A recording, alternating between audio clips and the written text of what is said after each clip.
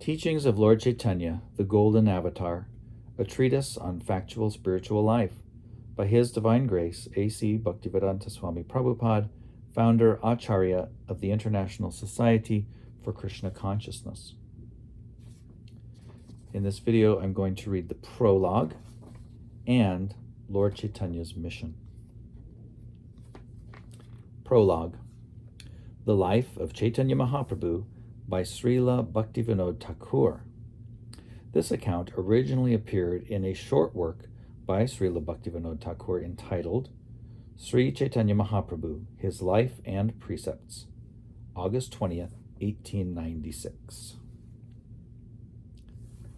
Caitanya Mahaprabhu was born in Mayapur, in the town of Nadia, just after sunset on the evening of the 23rd Palgun, 1407, Shakabda, answering to the 18th of February, 1486 of the Christian era. The moon was eclipsed at the time of his birth, and the people of Nadia were then engaged, as was usual on such occasions, in bathing in the Bhagirati with loud cheers of Haribo. His father, Jagannath Mishra, a poor Brahmin of the Vedic order, and his mother, Shachi Devi, a model good woman, both descended from Brahmin stock, originally residing in Sylhet. Mahaprabhu was a beautiful child, and the ladies of the town came to see him with presents. His mother's father, Pandit Nilambara Chakravarti, a renowned astrologer, foretold that the child would be a great personage in time, and he therefore gave him the name Vishvambara. The ladies of the neighborhood styled him Goda Hari on account of his golden complexion, and his mother called him Nimai on account of the neem tree near which he was born. Beautiful as the lad was, everyone heartily loved to see him every day. As he grew up, he became a whimsical and frolicsome lad. After his 5th year, he was admitted into a Pathashala school, where he picked up Bengali in a very short time. Most of his contemporary biographers have mentioned certain anecdotes regarding Caitanya, which are simple records of his early miracles. It is said that when he was an infant in his mother's arms, he wept continually, and when the neighboring ladies cried, Haribo, he used to stop. Thus there was a continuation of the utterance of Haribo in the house, foreshowing the future mission of the hero. It has also been stated that when his mother once gave him sweetmeats to eat, he ate clay instead of the food. His mother, asking for the reason, he stated that as every sweetmeat was nothing but clay transformed, he could eat clay as well. His mother, who was the consort of a pandit, explained that every article in a special state was adapted to a special use. Earth, while in the state of a jug, could be used as a water pot, but in the state of a brick, such a use was not possible. Clay, therefore, in the form of sweetmeats, was usable as food, but not clay in its other states. The lad was convinced, and admitted his stupidity in eating clay, and agreed to avoid the mistake in the future. Another miraculous act has been related. It is said that a Brahmin on pilgrimage became a guest in his house, cooked his food, and read his grace with meditation on Krishna.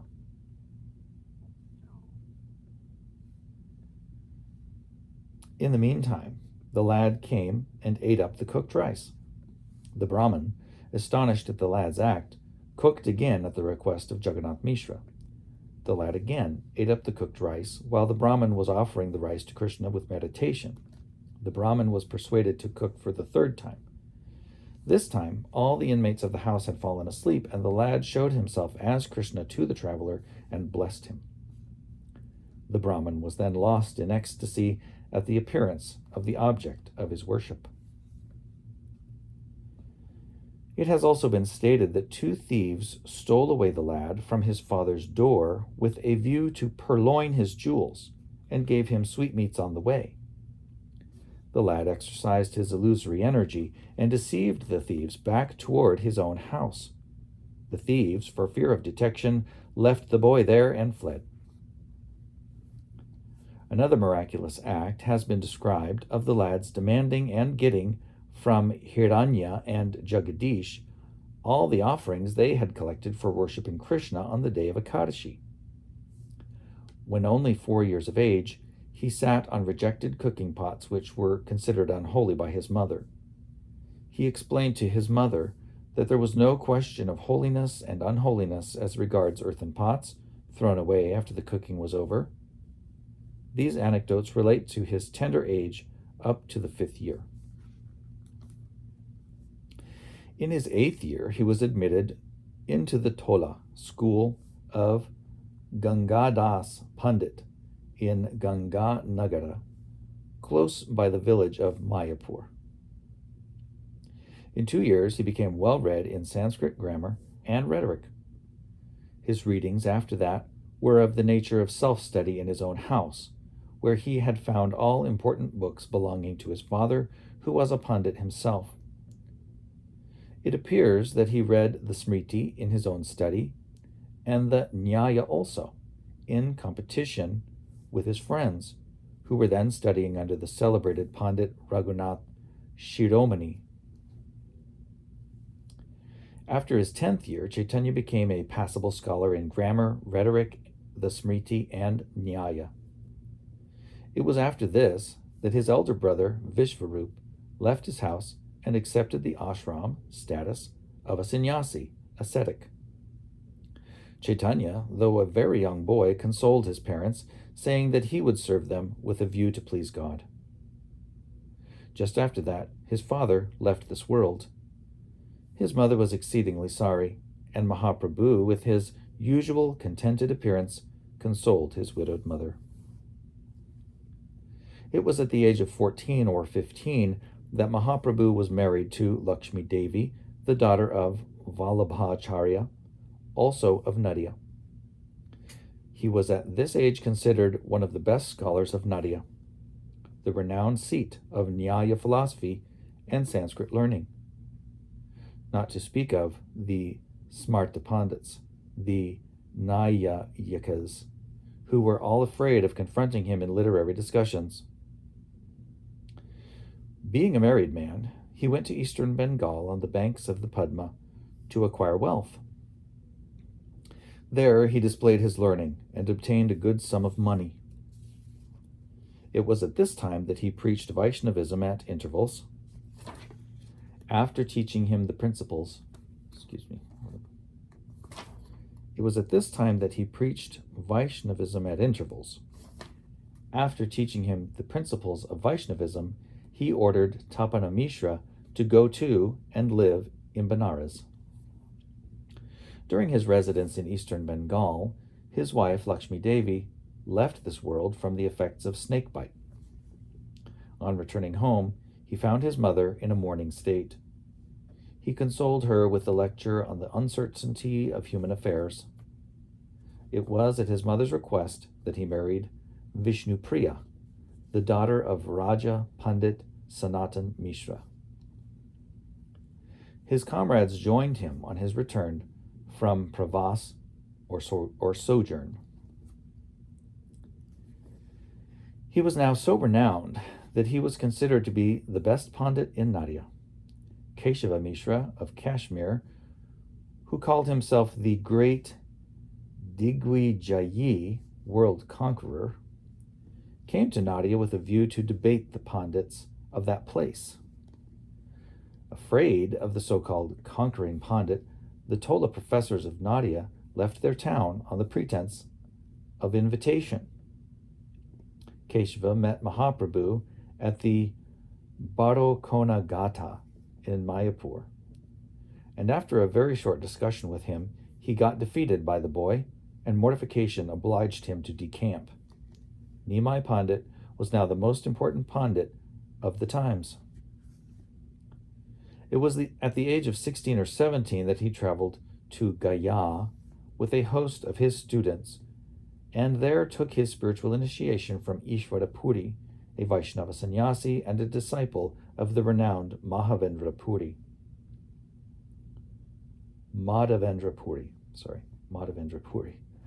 Upon his return to Nadia, Nimai Pandit turned religious preacher, and his religious nature became so strongly represented that Advaita Prabhu, Srivas, and others who had before the birth of Caitanya already accepted the Vaishnava faith were astonished at the change in the young man. He was then no more a contending Nyayaka, a wrangling Smarta, and a criticizing rhetorician. He swooned at the name of Krishna and behaved as an inspired man under the influence of his religious sentiment. It has been described by Murari Gupta, an eyewitness, that he showed his heavenly powers in the house of Srivas Pandit in the presence of hundreds of his followers who were mostly well-read scholars. It was at this time that he opened a nocturnal school of kirtan in the compound of Srivas Pandit with his sincere followers. There he preached, there he sang, there he danced, and there he expressed all sorts of religious feelings. And there's a plate that goes along with that sentence, which is this one right here.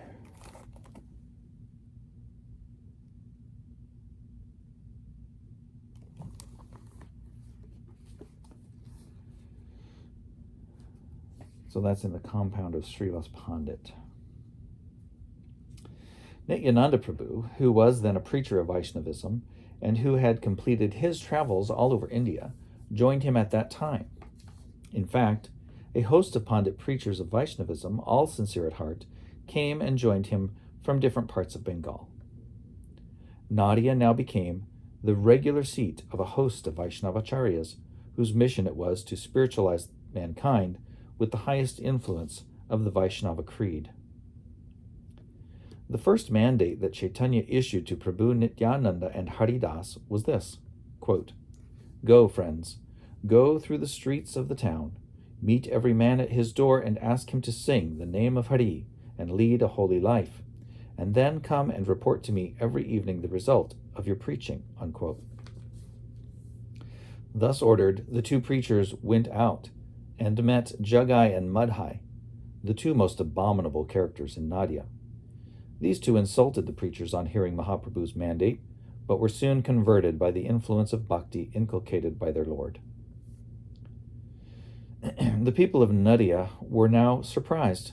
They said, quote, "Nimai Pandit is not only a gigantic genius, but is certainly a missionary from God Almighty," unquote. From this time to his 23rd year, Mahaprabhu preached his principles not only in Nadia, but in all the important towns and villages around his city. In the houses of his followers, he showed miracles, taught the esoteric principles of bhakti, and sang his sankirtan with other bhaktas. His followers in the town of Nadia commenced to sing the holy name of Hari in the streets and bazaars. This created a sensation and roused different feelings in different quarters. The bhaktas were highly pleased. The Smarta Brahmins became jealous of Nimai Pandit's success and complained to Chand Kazi against the character of Caitanya, claiming it was un-Hindu. The Kazi came to Srivas Pandit's house and broke a mridanga, kola drum, there, and declared that unless Nimai Pandit ceased to make noise about his queer religion, he would be obliged to enforce Mohammedanism on him and his followers. This was brought to Mahaprabhu's notice. He ordered the townspeople to appear in the evening, each with a torch in his hand. This they did, and Nimai marched out with his sankirtan divided into 14 groups. On his arrival in the Kazi's house, he held a long conversation with the Kazi, and in the end communicated into his heart his Vaishnava influence by touching his body. The Qazi then wept and admitted that he had felt a keen spiritual influence which had cleared up his doubts and produced in him a religious sentiment which gave him the highest ecstasy. The Qazi then joined the Sankirtan party. The world was astonished at the spiritual power of the great Lord, and hundreds of heretics converted and joined the banner of Vishvambara after this affair. It was after this that some of the jealous and low-minded Brahmins of Kulia picked a quarrel with Mahaprabhu and collected a party to oppose him. Nimai Pandit was naturally a soft-hearted person, though strong in his principles. He declared that party feelings and sectarianism were the two great enemies of progress. And he saw that as long as he should continue to be an inhabitant of Nadia, belonging to a certain family, his mission would not meet with complete success. He then resolved to be a citizen of the world by cutting off his connection with his particular family, caste, and creed, and with this resolution he embraced the position of a sannyasi at Katwa under the guidance of Keshava Bharati of that town. In the 24th year of his life. His mother and wife wept bitterly for his separation, but our hero, though soft in heart, was strong in his principles. He left his little world in his house for the unlimited spiritual world of Krishna, with man in general. After Mahaprabhu took sannyas, he was induced to visit the house of Advaita Prabhu in Shantipur. Advaita managed to invite all Mahaprabhu's friends and admirers from Nadia and brought Shachi Devi to see her son. Both pleasure and pain invaded her heart when she saw her son in the attire of a sannyasi. As a sannyasi, Krishna Caitanya put on nothing but a kopan and a bahirvasa, outer covering. His head was without hair, and his hands bore a danda, stick, and a kamandalu, hermit's water pot. The holy son fell at the feet of his beloved mother and said, quote, "Mother, this body is yours, and I must obey your orders. Permit me to go to Vrindavan for my spiritual attainments." Unquote. The mother, in consultation with Advaita and others, asked her son to reside in Puri, the town of Jagannath, so that she might obtain news of him now and then. Mahaprabhu agreed to that proposal, and in a few days left Shantipur for Orissa. His biographers have described the journey of Krishna Caitanya, that was the name he got after his sannyas, from Shantipur to Puri in great detail.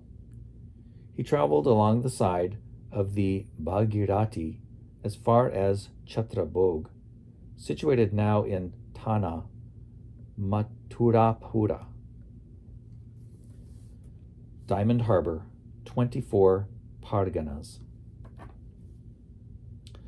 There he took a boat and went as far as Prayaghat in the Midnapur district. Thence he walked through Balasore and Cuttack to Puri, seeing the temple of Bhuvaneshwar on his way. Upon his arrival at Puri, he saw Jagannath in the temple and resided with Sarvabhauma at the request of the latter.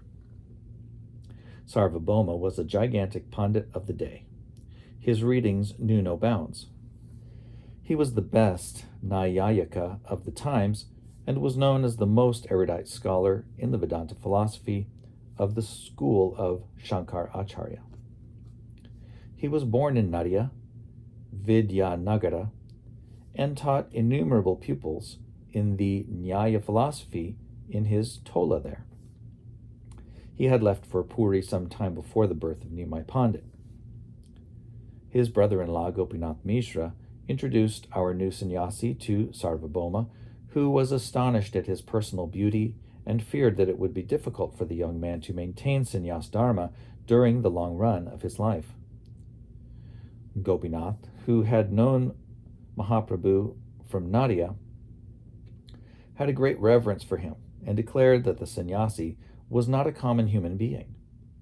On this point, Gopinatha and Sarvabhauma had a hot discussion. Sarvabhauma then requested Mahaprabhu to hear his recitation of the Vedanta Sutras, to which the latter tacitly submitted. Caitanya heard with silence what the great Sarvabhauma uttered with gravity for 7 days, at the end of which the latter said, quote, Krishna Caitanya, I think you do not understand the Vedanta, as you do not say anything after hearing my recitation and explanations. Unquote. The reply of Caitanya was that he understood the sutras very well, but could not make out what Shankaracharya meant by his commentaries. Astonished at this, Sarvabhauma said, quote, How is it that you understand the meanings of the sutras, but do not understand the commentaries which explain the sutras? All well, if you understand the sutras, please let me have your interpretations. Unquote. Mahaprabhu thereupon explained all the sutras in his own way, without touching the pantheistic commentary of Shankara. The keen understanding of Sarvabhauma saw the truth, beauty, and harmony of the arguments in the explanations given by Caitanya, and obliged him to utter that it was the first time he had found one who could explain the Brahma Sutras in such a simple manner. He also admitted that the commentaries of Shankara never gave such natural explanations of the Vedanta Sutras as those he had obtained from Mahaprabhu. Sarvabhauma then submitted himself as an advocate and follower. In a few days, he turned out to be one of the best Vaishnavas of the time. When reports of this came out, the whole of Orissa sang the praise of Krishna Caitanya, and hundreds came to him and became his followers. In the meantime, Mahaprabhu thought of visiting southern India, and he started with one Krishnadas Brahmana for the journey.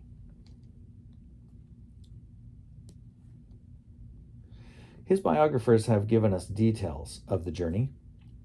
He first went to Kurmakshetra, where he did a miracle by curing a leper named Vasudev. He met Ramananda Roy, the governor of Vidyanagara, on the banks of the Godavari, and had a philosophical conversation with him on the subject of Prema Bhakti.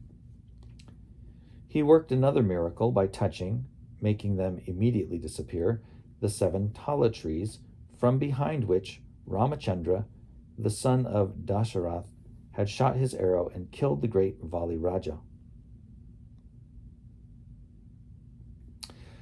Mahaprabhu preached Vaishnavism and Nama Sankirtan throughout his journey. At Ranga Kshetra, he stayed for 4 months in the house of one Venkatabat in order to spend the rainy season. There, he converted Venkata's whole family from Ramanuja Vaishnavism to Krishna Bhakti, including the son of Venkata, a boy of 10 years named Gopal, who afterwards came to Vrindavan and became one of the 6 Goswamis, prophets serving under their leader Sri Krishna Caitanya. Trained up in Sanskrit by his uncle Prabodhananda Saraswati, Gopal wrote several books on Vaishnavism. Caitanya visited numerous places in southern India as far as Cape Comorin, and returned to Puri in 2 years by Pandarapura on the Bhima. In this latter place, he spiritualized one Tukaram, who became from that time a religious preacher himself. This fact has been admitted in the Abhangas, which have been collected in a volume by Mr. Satyendranath Tagore of the Bombay Civil Service. During his journey, he had discussions with the Buddhists, the Jains, and the Mayavadis in several places, and converted his opponents to Vaishnavism. Upon his return to Puri, Raja Prataparudra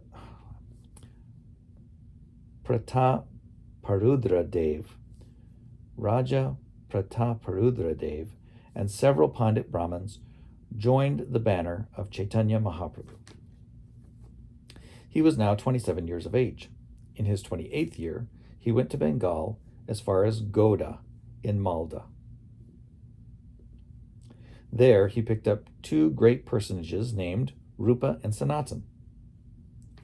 Though descended from the lines of the Carnatic Brahmins, these two brothers had turned demi-Mohammedans by their continual contact with Hussein Shah, the then emperor of Goda. Their names had been changed by the emperor into Dabirakasa and Sakara Malika, and their master loved them heartily, as they were both learned in Persian, Arabic, and Sanskrit, and were loyal servants of the state. The two gentlemen had found no way to come back as regular Hindus, and had written to Mahaprabhu while he was at Puri for spiritual help. Mahaprabhu had written in reply that he would come to them and extricate them out of their spiritual difficulties. Now that he had come to Goda, both the brothers appeared before him with their long-standing prayer. Mahaprabhu ordered them to go to Vrindavan and meet him there.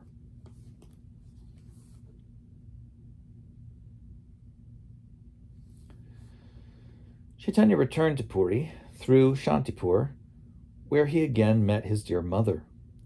After a short stay at Puri, he left for Vrindavan. This time he was accompanied by one Balabhadra Bhattacharya. He visited Vrindavan and came down to Prayag, Allahabad, converting a large number of Mohammedans to Vaishnavism by argument from the Quran. The descendants of those converts are still known as Patana Vaishnavas. Rupa Goswami met him in Allahabad. Chaitanya trained him up in spirituality in 10 days and directed him to go to Vrindavan on 2 missions. His first mission was to write theological works scientifically explaining pure bhakti and prema. The second mission was to revive the places where Krishna Chandra had, at the end of Dwarupa Yuga, exhibited his spiritual leela for the benefit of the religious world. Rupa Goswami left Allahabad for Vrindavan, and Mahaprabhu came down to Benares. There he resided in the house of Chandrasekhar and accepted his daily bhiksha meal in the house of Tapana Mishra. Here it was that Sanatan Goswami joined him and took instruction for 2 months in spiritual matters. The biographers, especially Krishnadas Kaviraj, have given us details of Chaitanya's teachings to Rupa and Sanatan. Krishnadas was not a contemporary writer, but he gathered his information from the 6 Goswamis themselves, the direct disciples of Mahaprabhu. Jiva Goswami, who was a nephew of Sanatan and Rupa, and who has left us his invaluable work, the Sat Sandarbhas, has philosophized on the precepts of his great leader. We have gathered and summarized the precepts of Chaitanya from the books of those great writers. While at Benares, Chaitanya had an interview with the learned sannyasis of that town in the house of a Maratha Brahmin who had invited all the sannyasis for an entertainment. At this interview, Chaitanya showed a miracle which attracted all the sannyasis to him. Then ensued reciprocal conversations. The sannyasis were headed by their most learned leader, Prakashananda Saraswati. After a short controversy, they submitted to Mahaprabhu and admitted that they had been misled by the commentaries of Shankaracharya. It was impossible even for learned scholars to oppose Chaitanya for a long time, as there was some spell in him which touched their hearts and made them weep for their spiritual improvement. The sannyasis of Benares soon fell at the feet of Chaitanya and asked for his grace, Kripa. Caitanya then preached pure bhakti and instilled into their hearts a spiritual love for Krishna, which obliged them to give up sectarian feelings. The whole population of Benares on this wonderful conversion of the sannyasis turned Vaishnava, and they made a massive Sankirtan with their new lord. After sending Sanatan to Vrindavan, Mahaprabhu went to Puri again through the jungles with his comrade Balabhadra.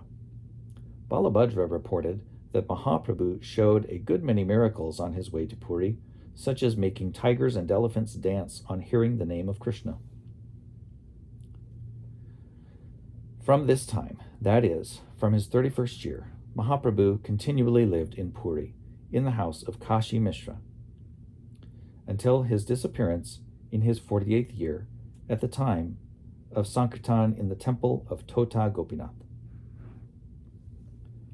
During these 18 years, his life was one of settled love and piety.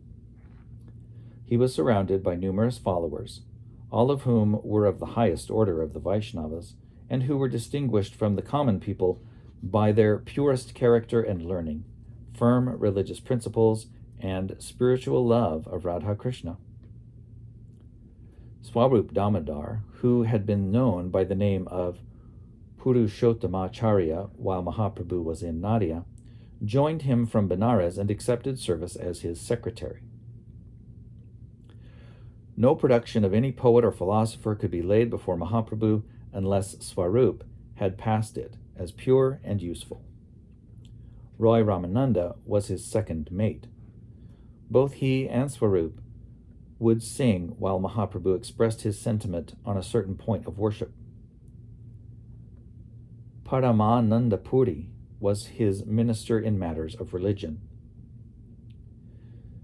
There are hundreds of anecdotes described by his biographers, which we do not think it meet here to reproduce. Mahaprabhu slept short.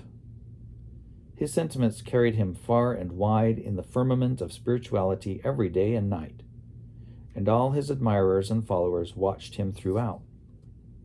He worshipped, communicated with his missionaries in Vrindavan, and conversed with those religious men who newly came to visit him. He sang and danced, took no care of himself, and ofttimes lost himself in religious beatitude. All who came to him believed in him as the all-beautiful God, appearing in the netherworld for the benefit of mankind.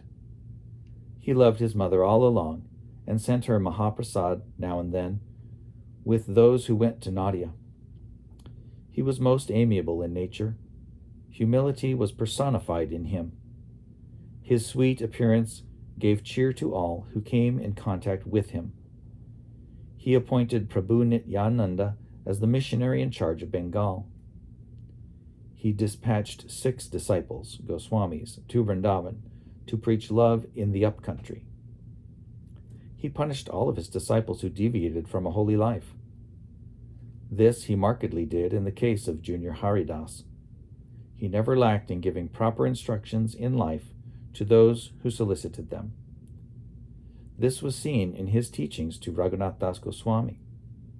His treatment of Haridas Sr. showed how he loved spiritual men and how he defied caste distinction in the cause of spiritual brotherhood.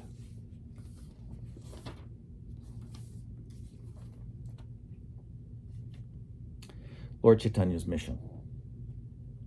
Lord Chaitanya Mahaprabhu instructed his disciples to write books on the science of Krishna, a task which those who follow him have continued to carry out down to the present day. Due to the unbreakable system of disciplic succession, the elaborations and expositions on the philosophy taught by Lord Chaitanya are in fact the most voluminous, exacting, and consistent of any religious culture in the world. Although Lord Chaitanya was widely renowned as a scholar in his youth, he left only 8 verses, called Shikshastaka. These 8 verses clearly reveal his mission and precepts. These supremely valuable prayers are translated herein. 1. Glory to the Sri Krishna Sankirtan, which cleanses the heart of all the dust accumulated for years together and thus extinguishes the fire of conditioned life, of repeated birth and death. This Sankirtan movement is the prime benediction for humanity at large, because it spreads the rays of the benediction moon. It is the life of all transcendental knowledge. It increases the ocean of transcendental bliss, and it enables us to taste the full nectar for which we are always anxious. 2. O my Lord, your holy name alone can render all benedictions to living beings, and thus you have hundreds and millions of names, like Krishna and Govinda. In these transcendental names you have invested all your transcendental energies, and there are no hard and fast rules for chanting these holy names. O my Lord, you have so kindly made it easy to approach you by your holy names, but I am so unfortunate that I have no attraction for them. 3. One should chant the holy name of the Lord in a humble state of mind, thinking oneself lower than the straw in the street.